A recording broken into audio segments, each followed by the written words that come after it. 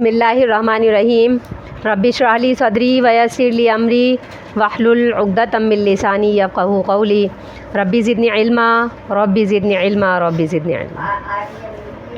سورۃ آل عمران مدنیہ۔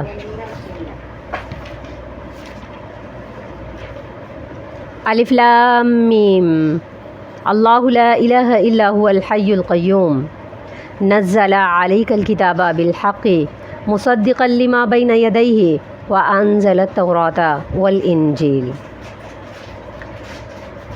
الف لام میم حروف مقطعات۔ اللہ لا الہ الا ہو، اللہ کوئی معبود نہیں ہے مگر وہی ہے، الحی القیوم جو زندہ ہے قائم ہے، نزل علیک الکتاب بالحق نازل کیا اس نے آپ پر کتاب کو، بالحق حق کے ساتھ، مصدقا لما بین یدیہ تصدیق کرنے والا ہے اس کی جو ان کے آگے کتابیں، جو اس کے آگے کتابیں نازل ہوئیں، وانزل التوراۃ اور اس کے آگے اس نے تورات نازل کی، والانجیل اور انجیل نازل کی، من قبل ھدی للناس وانزل الفرقان ان الذین کفروا بآیات اللہ لہم عذاب شدید واللہ عزیز ذو انتقام۔ من قبل اس سے پہلے، ھدی للناس وہ لوگوں کے لیے ہدایت تھی، وانزل الفرقان اور اس نے فرقان معجزہ بنا کر نازل کیا، ان الذین کفروا بے شک وہ لوگ جنہوں نے کفر کیا، بآیات اللہ اللہ کی آیات کے ساتھ، لہم عذاب شدید ان کے لیے سخت عذاب ہے، واللہ عزیز ذو انتقام اور اللہ تعالیٰ غالب ہے، انتقام لینے والا ہے۔ سورۃ آل عمران، عمران کا گھرانہ۔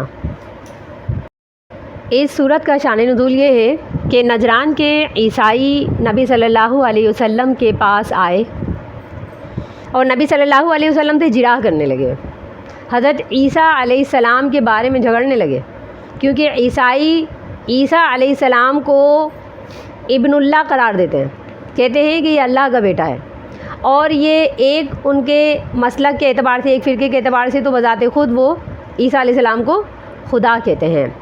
تو جب وہ آئے اور عیسیٰ علیہ السلام کے بارے میں جراح کرنے لگے، اپنے مختلف اعتقادات فاسدہ کو پیش کرنے لگے، تو اللہ تعالیٰ نے سورۃ آل عمران نازل فرمائی اور ان کے غلط عقائد کا تصفیہ فرمایا الف لام میم حروف مقطعات۔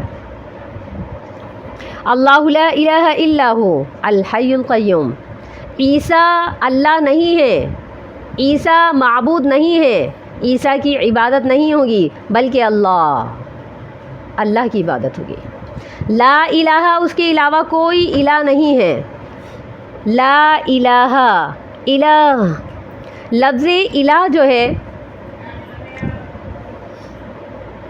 یہ اللہ کے علاوہ معبودوں کو کہتے ہیں، یعنی کوئی بھی معبود نہیں ہے، یعنی اللہ کے علاوہ جن کی نفی ہو رہی ہے وہ الہ ہے۔ اللہ فرماتے ہیں لا الہ کوئی الہ نہیں ہے، اللہ ہے، لا الہ الہ کی نفی فرمائی اللہ نے۔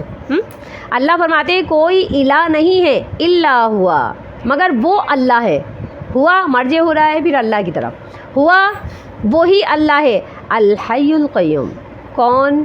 الحی جو زندہ ہے، حی کہتے ہیں ایسی ذات کو کہ جو ہمیشہ سے زندہ اور ہمیشہ تلک زندہ رہے گا، الحی۔ فرمایا کہ وہ الحی ہے، لام تعریف کے ساتھ اسے معرفہ بنایا ہے۔ حیوان جاندار اشیاء کو کہتے ہیں، یعنی جاندار چیزوں کو کہتے ہیں حیوان، لیکن اس سے پہلے لام تعریف بنا کر اسے معرفہ کر دیا، یعنی کہ الحی اللہ ایسی ذات کہ جو ہمیشہ سے زندہ اور ہمیشہ زندہ رہے گا، الحی اسے معرفہ کر دیا۔ تو الحی اللہ وہ معبود ہے کہ جو حی ہے، زندہ ہے، القیوم جو قائم ہے، یعنی اپنی مخلوق کی تمام ضروریات کو پورا کرنے کے لیے قائم ہے، ایسے کھڑا ہوا ہے، ایسے قائم ہے کہ جو اپنی تمام مخلوق کی تمام ضروریات کو پورا کرنے والا، الحی القیوم۔ الف لام میم حروف مقطعات۔ حروف مقطعات یہ اس طریقے کے الف لام میم صاد ہا میم، اس طریقے کے جو حروف آتے ہیں یہ حروف مقطعات کہلاتے ہیں، اور یہ اللہ کے ایسے راز ہیں کہ جن کا معنی اور جن کا مفہوم صرف اللہ جانتا ہے. اور اگر ان کی تعویلات کی جائیں، بہت سارے مفسرین اس کی تعویل کرتے ہیں کہ الف سے کیا مراد ہے، لام سے کیا مراد ہے اور میم سے کیا مراد ہے. تو اس کی مختلف تعویلات کی جاتی ہیں، لیکن ان تعویلات کے لیے کوئی پروف یا کوئی اتھینٹک روایت موجود نہیں ہے، بلکہ علماء یہ فرماتے ہیں کہ اس کا معنی صرف اللہ جانتا ہے اور یہ اللہ کے راز ہیں. اللہ لا الہ الا ہو. تو اللہ تعالیٰ نے عیسائیوں کے جواب میں عیسیٰ علیہ السلام کی معبودیت کی، ان کی الوہیت کی نفی کرتے ہوئے فرمایا کہ الہ صرف ایک اللہ ہے، وہ ہے کہ جو الحی القیوم. عیسیٰ علیہ السلام ہمیشہ سے زندہ نہیں تھے، وہ جب زندہ ہوئے کہ جب ان کی ماں نے ان کو جنم دیا اور دنیا میں آ کر کے انہیں زندگی ملی. قائم، ہمیشہ قائم رہنے والے نہیں تھے، بلکہ ایک وقت میں انہی کی قوم نے انہیں سولی چڑھا دیا. چاہے وہ ان کو سولی نہیں چڑھایا بلکہ ان کی تشبیہ کو سولی چڑھایا، لیکن وہ قائم نہیں رہے، ایک وقت تلک زندہ رہے، پھر اس کے بعد ان کو سولی چڑھا دے گیا اور ان کے ہی مسلک کے اندر اس میں متضاد فرقے بن گئے. تو فرمایا کہ اللہ تو وہ ہے کہ جو ہمیشہ سے تھا اور ہمیشہ رہے گا اور قائم ہے، وہ اس کو کبھی بھی کسی قسم کی کوئی ذرا کوئی تکلیف نہیں پہنچائی جا سکتی، بلکہ وہ دوسرے مخلوق کے، اپنے مخلوق کی ضروریات کو پورا کرنے کے لیے قائم ہے. نزل علیک الکتاب بالحق، نازل کی اس نے آپ پر کتاب. علیہ کا اس میں جو کا ضمیر ہے یہ محمد صلی اللہ علیہ وسلم پر، یعنی اے محمد صلی اللہ علیہ وسلم. یہ جو نجران کہ عیسائی جو آپ پر آج اعتراض کرنے کے لیے آئے ہیں، آپ کی رسالت پر اعتراض کرنے کے لیے آئے ہیں، آپ کی کتاب پر اعتراض کرتے ہیں، انہیں بتا دیجئے کہ نزل علیک الکتاب، یہ کتاب تو علیہ کا آپ پر اللہ نے جو اتاری ہے بالحق، یہ بالکل سچ ہے. اس پر اعتراض کرنے والے غلط ہیں. نبی صلی اللہ علیہ وسلم کی سچائی اور صداقت کے اوپر دلیل، اللہ تعالیٰ کی معبودیت الہیت پہ دلیل، اللہ تعالیٰ نے جو نبی صلی اللہ علیہ وسلم پر کتاب نازل کی اس کی سچائی اور صداقت پر دلیل. یہ آیات اللہ تعالیٰ نے نازل فرمائی کہ بالحق ہم نے آپ پر کتاب سچائی کے ساتھ نازل کی، مصدقاً، یہ ایسی سچی ہے، اس کی سچائی کا پروف کیا ہے کہ یہ کتاب سچی ہے، اس کا پروف کیا ہے؟ یہ اگلے الفاظ مصدقاً، یہ اس کا پروف دے رہے ہیں کہ ہم نے حق کے ساتھ آپ پر کتاب جو نازل کی ہے اس کی سچائی یہ ہے کہ یہ خود تصدیق کرتی ہے. کتاب مصدق، یہ کتاب خود مصدق ہے کس کی؟ لما بین یدیہ، اس سے پہلے جو کتابیں نازل ہو چکی ہیں ان کی خود پروف دے رہی ہے، ان کا خود پروف دے رہی ہے، ان کی سچائی کے لیے ایک دلیل ہے یہ. وَأَنزَلَ التَّوْرَاةَ، کیونکہ جو تعلیمات، جو پیغامات اللہ تعالیٰ نے تورات اور انجیل میں جو قرآن مجید سے پہلے منظم من اللہ کتابیں تھیں، ان کے جو ہدایات، ان کی جو تعلیمات تھیں وہی تعلیمات ایز اٹ از اللہ تعالیٰ نے قرآن مجید میں نازل کی. تو فرمایا کہ یہ تو کتاب خود مصدق ہے. تو اس کا مطلب ہے کہ اگر تم ان کتابوں کو سچا جانتے ہو تو اسے بھی سچا جاننا پڑے گا، کیونکہ اس کے اندر بھی وہی تعلیمات ریپیٹ ہو رہی ہیں کہ جو پہلے کی تعلیمات تھی کتابوں کی. تو فرمایا کہ مصدق، یہ کتاب تو خود مصدق ہے لما بین یدیہ، ان کتابوں کی جو اس سے پہلے نازل ہو چکی ہیں. اور اس سے پہلے کون سی کتابیں نازل ہوئیں؟ پھر یہ اللہ تعالیٰ فرماتے ہیں وَأَنزَلَ التَّوْرَاةَ، اللہ تعالیٰ نے اس سے پہلے جو کتابیں نازل کی وہ انزل التوراۃ، اللہ نے تورات بھی نازل کی تھی. یعنی تورات جس طریقے سے قرآن ہم نے اے نبی آپ پر نازل کیا ہے، اسی طریقے سے ہم نے تورات بھی نازل کی تھی. انزل التوراۃ، اللہ نے تورات نازل کی اس سے پہلے. یہ بین یدیہ کی تفسیر ہے کہ اس سے پہلے جو کتابیں نازل ہوئی وہ کون سی ہے؟ انزل التوراۃ، اللہ نے تورات نازل کی اس سے پہلے. والانجیل، اور انجیل. اگر انجیل اور تورات پر ایمان لانے والے ان پر ایمان لاتے ہیں تو انہیں اس پر بھی ایمان لانا پڑے گا، کیونکہ جیسے وہ منظم من اللہ تھیں، اگر یہ ان کو منظم من اللہ تسلیم کرتے ہیں، اسی طریقے سے نبی آپ کی کتاب کو بھی انہیں منظم من اللہ تسلیم کرنا پڑے گا. من قبل ھدی للناس، پہلے سے وہ ہدایت کے لیے ایک ذریعہ بنایا تھا اللہ تعالیٰ نے، یعنی قرآن مجید کو ہدایت کا ذریعہ بنانے سے پہلے، من قبل، اس سے پہلے قرآن مجید کے نازل ہونے سے پہلے نبی صلی اللہ علیہ وسلم ہم آپ کو بتائے دیتے ہیں کہ ہم نے تورات اور انجیل کو ہدایت کا ذریعہ، ھدی للناس، لوگوں کے لیے ہدایت کا ذریعہ بنایا تھا. پھر اس کے بعد کیا ہوا؟ وانزل الفرقان، اللہ تعالیٰ نے فرقان نازل کیا. فرقان، حق و باطل کے درمیان فرق کرنے والا، یعنی فرقان. قرآن مجید کا لفظ یہاں القرآن نازل نہیں فرمایا اللہ نے، بلکہ الفرقان نازل، اس لیے کہ یہ یہودی اور عیسائی یہ جھگڑالو قوم تھی اور یہ محمد صلی اللہ علیہ وسلم سے یہاں جھگڑا کرنے کے لیے آئے تھے. تو اللہ نے کہا اس جھگڑے کو نمٹانے کے لیے ہم نے ایک ایسی کتاب نازل کی جو جھگڑا نمٹانے والی ہے. اور جھگڑا نمٹانے والی کیسے ہے کہ اس آیت، اس قرآن کے اندر بھی وہی آیات موجود ہے جو تورات میں اور انجیل میں موجود ہے، تو جھگڑنے کی کیا ضرورت. تو کہا کہ ہم نے جھگڑوں کا تصفیہ کرنے والی کتاب نازل کی ہے کہ آج جو آپ کے پاس یہودی اور عیسائی یہ لڑنے اور جھگڑنے کے لیے آ رہے ہیں، اپنی شریعتوں کا پروف لے کر آ رہے ہیں اور آپ کی نفی کرتے ہیں نبی، آپ کی رسالت کا کرنے کے لیے ہم نے ایک کتاب نازل کی، اس کا نام اللہ تعالیٰ نے یہاں فرقان نازل کیا، یعنی حق و باطل میں تصدیق کرنے والا، فرق کرنے والا. تو حق و باطل کے درمیان فرق کرنے والی کتاب ہم نے انزل الفرقان، فرقان نازل کی، جو معجزہ بنا کر ہم نے نازل کی۔ ان الذین کفروا بآیات اللہ، جو اللہ کی آیات کا کفر کرتے ہیں، اللہ کی آیات کا انکار کرتے ہیں، لہم عذاب شدید۔ اگر یہ ساری باتیں سمجھ لینے کے بعد بھی اگر کوئی ہماری آیات کا انکار کرتا ہے تو لہم عذاب شدید، اس کے لیے بڑا شدید عذاب ہے۔ واللہ عزیز، اور اللہ تعالیٰ غالب ہے، یعنی اللہ تعالیٰ شدید عذاب دینے پر غالب ہے۔ عزیز، اللہ تعالیٰ نے اپنا یہ صفاتی نام کیوں استعمال کیا؟ عزیز کا مطلب ہوتا ہے غالب۔ جب کوئی جھگڑا ہو رہا ہو تو اس جھگڑے میں جیتنے والا غالب ہوتا ہے، اسے عزیز کہتے ہیں۔ تو کہا یہ جو جھگڑا ہو رہا ہے اے اللہ کے رسول، ہم آپ کو یہ بتا دیتے ہیں کہ اس میں غلبہ صرف آپ کو ہوگا، کیونکہ ہم عزیز ہیں، شریعتیں ہم نے نازل کی ہیں، یہ جیتنے والے لوگ نہیں ہیں، یہ اپنا جھگڑا لے کر آئے تو ضرور ہے لیکن یہ ہار جائیں گے۔ اللہ عزیز، واللہ عزیز، اللہ تعالیٰ غالب ہے۔ جب اللہ جیتے گا تو اپنے والوں کو جتائے گا۔ اے محمد صلی اللہ علیہ وسلم آپ فکر نہ کریں، واللہ عزیز، اللہ تعالیٰ عزیز غالب ہے، ذو انتقام، اور اللہ تعالیٰ انتقام لینے والا ہے۔ اگر یہ محمد صلی اللہ علیہ وسلم اسلام کے خلاف، قرآن کے خلاف، محمد صلی اللہ علیہ وسلم کی شریعت کے خلاف کوئی بھی عمل کرتے ہیں تو اللہ تعالیٰ فرماتا ہے کہ اس کا انتقام لینے والا اللہ ہے، کیونکہ اللہ ذو انتقام ہے۔ تو نبی صلی اللہ علیہ وسلم کو حوصلہ افزائی کے لیے اللہ تعالیٰ نے یہ آیت نازل فرمائی کہ نبی صلی اللہ علیہ وسلم آپ ان کے متحد ہو کر جھگڑا کرنے سے گھبرائیے نہیں، اللہ تعالیٰ ذو انتقام ہے، اللہ انتقام لینے والا ہے۔ ان اللہ لا یخفی علیہ شیء فی الارض ولا فی السماء، بے شک ان اللہ لا یخفی علیہ شیء فی الارض ولا فی السماء، هو الذی یصورکم فی الارحام کیف یشاء لا الہ الا هو العزیز الحکیم۔ هو الذی، ان اللہ لا یخفی، بے شک اللہ تعالیٰ، لا یخفی علیہ، کوئی پوشیدہ نہیں ہے اس پر، شیء کوئی بھی چیز، فی الارض زمین میں، ولا فی السماء اور نہ آسمانوں میں۔ هو الذی، اللہ وہ ذات ہے، یصورکم جو تصویریں بناتا ہے تمہاری، فی الارحام رحموں کے اندر، کیف یشاء جیسے چاہتا ہے، لا الہ کوئی معبود نہیں ہے، الا هو العزیز الحکیم مگر وہ ہے جو غالب ہے اور حکمت والا ہے۔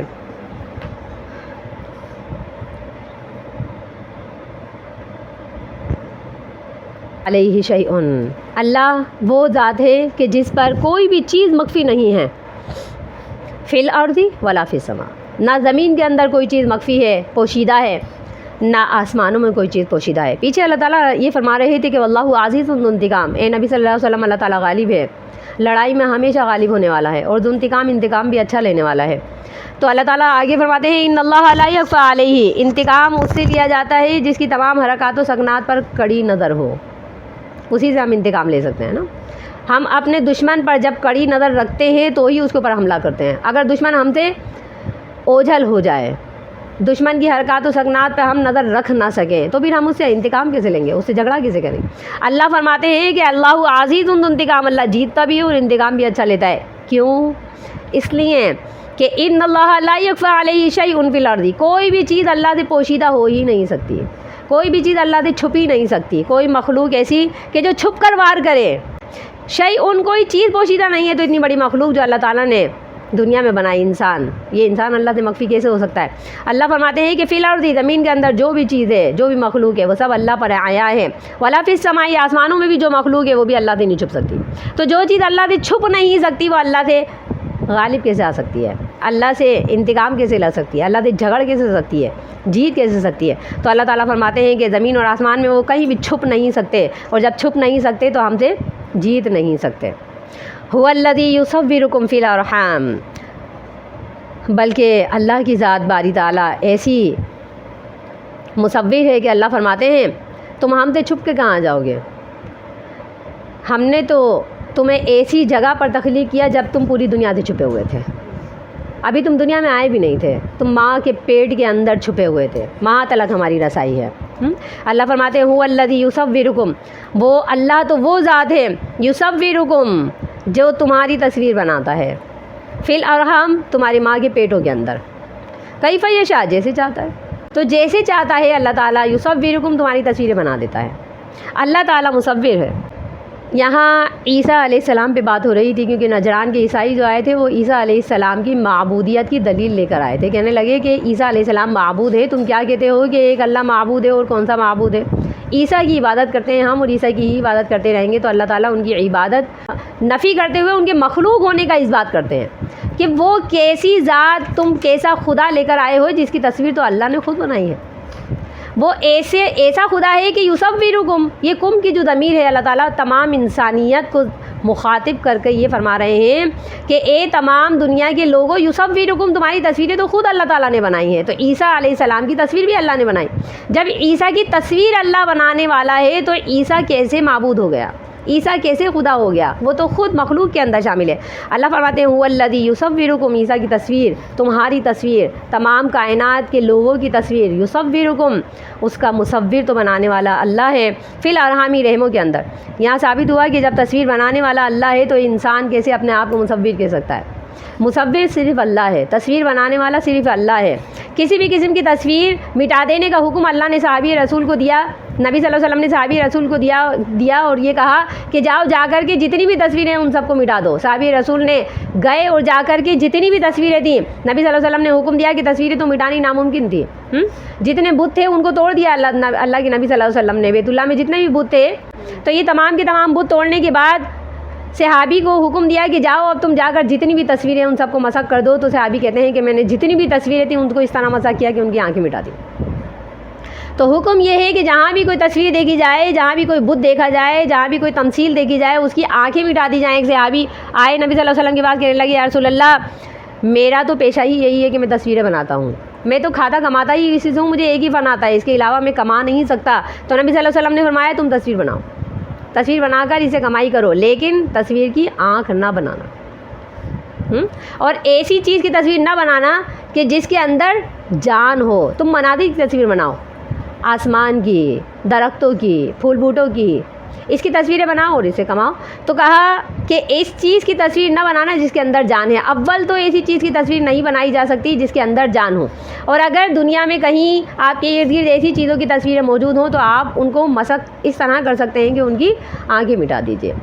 تو کہا کہ اگر آپ پوری تصویر نہیں مٹا سکتے، پورا بت نہیں توڑ سکتے، پوری تمثیل نہیں ختم کر سکتے، تو ان کی کم از کم آنکھیں مٹا دیجیے. اس کا ثبوت ہے. تو فرمایا کہ ان اللہ هو الذی یصورکم، اللہ مصور ہے، تمہارا مصور صرف ایک ہے، اور وہ کون ہے؟ جو یصورکم فی الارحام، جو رحموں میں تمہاری تصویریں بناتا ہے. اب جب اللہ مصور ہے تو انسان اپنے آپ کو مصور کہہ کر کے گویا کہ اللہ کی مصوری کے ساتھ شراکت چاہتا ہے. یعنی جب اللہ مصور ہے تو انسان مصور کیسے ہو سکتا ہے؟ تو نبی صلی اللہ علیہ وسلم نے فرمایا کہ قیامت والے دن جب جہنم نے فرمایا کہ وہ اس کو لایا جائے گا، وہ چنگاڑ رہی ہو اور اس 70 لگاموں کے اندر جکڑی ہوئی ہوگی، اور جب اسے لایا جائے گا وہ چیخ رہی ہوگی، اور جیسے ہی اسے لا کر کے میدان محشر میں چھوڑا جائے گا تو وہ ہاتھ نکالے گی اور بغیر کسی حساب کتاب کے 3 طرح کے لوگوں کو اپنے اندر ہاتھ بڑھا کر کے ڈال لے گی. نبی صلی اللہ علیہ وسلم نے فرمایا وہ 3 طریقے کے لوگ ہوں گے. ایک مشرک، دوسرا متکبر، غرور کرنے والا، اور تیسرا مصور. یاد کرنے کے لیے اہم بات یہ ہے کہ تینوں مین سے آتے ہیں، مشرک، متکبر اور مصور. تو یہ جتنے بھی لوگ تصویر بنانے والے ہیں، آپ دیکھیں وہاں جا کر کے جہنم سے یہ کہا جائے کہ میں نے تو تصویر وہ بنائی تھی جو عکس تھی. جہنم اللہ کے حکم سے ہر مصور کو اٹھائے گی اور اٹھا کر کے جہنم میں اپنے اندر ڈال لے گی. یعنی اپنے ہی ہاتھوں سے جہنم اپنے ہی ہاتھوں سے بغیر کسی حساب کتاب کے مصور کو اٹھائے گی، مشرک کو اٹھائے گی، متکبر کو اٹھائے گی اور جہنم میں ڈال لے گی. تو اللہم لا تجعلنا منہم اعاذنا اللہ منہ، اللہ ہم آپ سے آپ کے تمام عذابوں سے پناہ مانگتے ہیں. تو اللہ تعالیٰ نے فرمایا کہ جتنے بھی مصور ہیں، نبی صلی اللہ علیہ وسلم نے فرمایا جتنے بھی مصور ہیں انہیں بغیر کسی حساب کتاب کے جہنم میں ڈال دیا جائے گا. تو اتنے بڑے عذاب پر، اتنی بڑی وعید پر اگر ہم اس بات میں جھگڑنے لگے کہ یہ تصویر ہے اور یہ تصویر نہیں ہے، نہ جانے ہم کہاں جا کر پھنس جائیں. تو یہ ایک چھوٹی سی تقوی کی بات ہے، اگر اسی پر عمل کر لیں، اسی کے توسط سے اللہ تعالیٰ ہو سکتا ہے کہ ہمیں معاف کر دے. تو اللہ تعالیٰ فرماتے ہیں کہ مصور صرف میں ہوں، کسی اور کو تصویر کشی کی اجازت نہیں. هو الذی یصورکم فی الارحام، کیونکہ اللہ وہ سب سے پہلا مصور ہے کہ جس نے رحموں میں تمہاری تصویریں بنائیں، کیف یشاء، جیسے چاہتا ہے. ہے. یہ جیسے چاہتا ہے تصویر بنانا، یہ تصویر کشی صرف اللہ کا حق ہے. تو اس کے اندر اگر انسان شرک کرے گا تو یہ شرک اکبر ہے. اس بات کو جاننے کے لیے اگر ہم علماء کے فتوے لے کر آتے ہیں تو فتوے تو بہت ہیں لیکن تقویٰ بہت کم ہے. تو انسان کو متقی ہونے کے لیے ضروری ہے کہ تصویر کشی کو چھوڑ دے.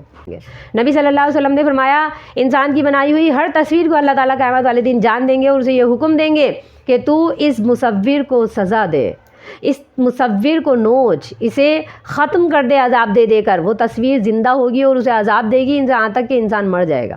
پھر اللہ اپنے حکم سے اسے دوبارہ زندگی دے گا، پھر اس تصویر سے کہے گا پھر دوبارہ عذاب دے. نہ جانے اللہ کے حکم سے یہ سلسلہ کب تک چلتا رہے گا جب تک کہ میدان محشر میں انسان کا وجود ہے.